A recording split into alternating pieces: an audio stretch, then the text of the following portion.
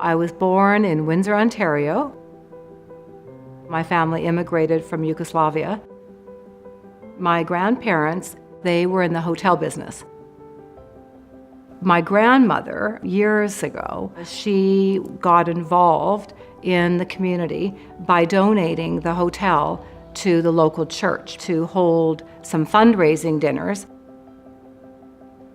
I think what my grandmother instilled in me was the sense of belonging to a community and just giving back as much as you could. So for me, I think the sense of waiting until I had it, that had the money or whatever or the prestige to give to a charity wasn't how I was raised. I was raised to just give when you could.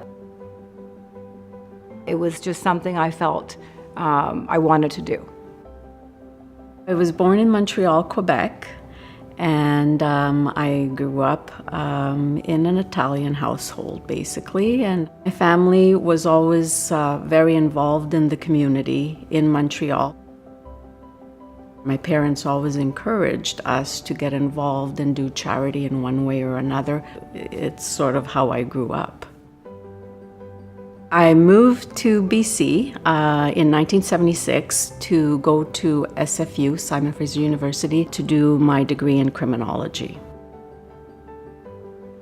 I was very fortunate to have obtained a job in a law firm, and at the time they were one of the top law firms doing securities work, which was dealing with stock markets.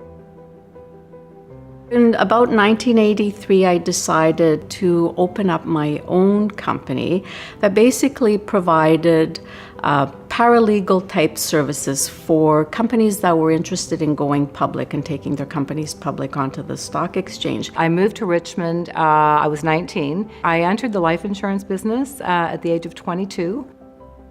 I joined Sun Life of Canada, and it was great. I always wanted to have a business of my own. In 1985, I started the Dupuis Langan Group. We're an employee benefits consulting firm located here in Richmond. So, as a young girl whose life was just starting out, really, I was just starting my business and feeling that I was on top of the world, had never really had any health issues whatsoever. And then I was diagnosed in 1984 with a very rare form of cancer. They weren't exactly sure what the type was. It could have been a variety of 3 different types, but all of which were terminal, and that I had 3 months to live. This came as a big shock to me. But I was determined that I had a greater purpose in life, and I was not giving in to this disease. So I went through the treatment for a year, and the treatment in itself was very new, radical, and it was a harsh treatment. I did survive the treatment, and I remember making a deal with God that if I can survive, I would pay back the province for every penny that it spent on me. And it was my lifelong goal to give back wherever I could to help make things better for somebody else. So in 1987, as a local Rotarian, I was doing a ladies' event, and so I chose the Richmond Hospital Foundation to be the beneficiary of any monies that we raised that night, and they were the recipient of $10,000. 6 months later, I ended up co-chairing the first capital campaign of the Richmond Hospital Foundation, and we raised $3 million. I met Anna Nyarady 32 years ago, and what happened was I just thought, wow, I really like this gal. I want to get to know her, and so we became friends. Some years later, she asked me if I would be interested in getting involved with the Richmond Hospital Foundation and sit on the board. So I joined the board in 1995. In 1998, I volunteered an idea that we could host our own gala, our own hospital gala here in Richmond. I was the chair of the first Starlight Gala Committee, which hosted its first Starlight Gala. And our very first Starlight Gala was a success for the Richmond Hospital Foundation, and now it's in its 19th year.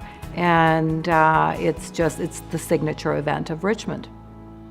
We need community leaders today to step up, just as they did 30 years ago, to build this hospital, to make it the best hospital in BC. I would say that getting involved in the Richmond Hospital Foundation has enriched my life way more than anything that I ever gave it. I'm humbled by getting this award. You know, I didn't get involved in the hospital and stayed involved with the hospital to be recognized in this manner. Receiving this reward is something that is very